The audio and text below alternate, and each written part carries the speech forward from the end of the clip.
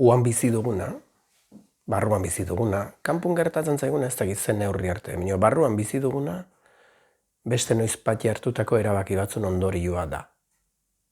Hala omen da.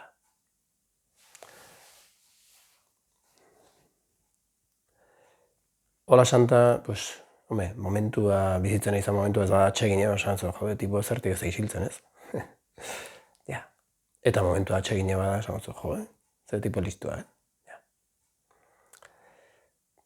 Hortan zentratu minio gehiago, proposatuko nizukena da, aurrez hartutako erabakian ondorioa bizi baut nik uan, ez alda idea ona.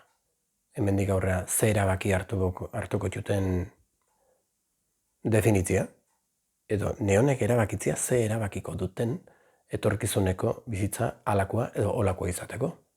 Alegia. Erabakitza handin badut, maitagarriagoa izatea, bai nekin eta bai bestikin, automatikoki eozer gauza gertatutare kanpun, nire reakzioa maitasunetik gehiagokiko du, saiatuko ez banitz, minio? Bai? Hoi da batea, adibide bat. Erabakitzen badut eskuzabalagoa izatea, hemendikan aurrea, 100 eskuzabalagoa izango naz, adibidez.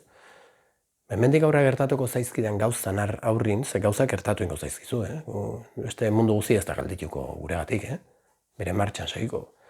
Ja, zuk ze erabaki hartuzun horren arabera filtratuko zu realitatea eta horren arabera biziko zu.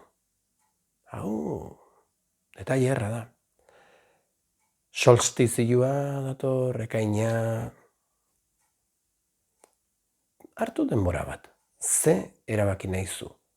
Nolako bizitza bizi nahizu? Hoi da azkenin, azpian dona. Nola bizi nahizu bizitza? Eozer gauza gertatutare kanpun, zuk nola reakzionatu nahizu?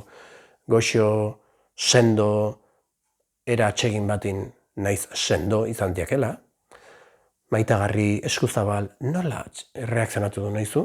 Eta landu hoi, idatzi eta gogoratu zure buruai bestela aztu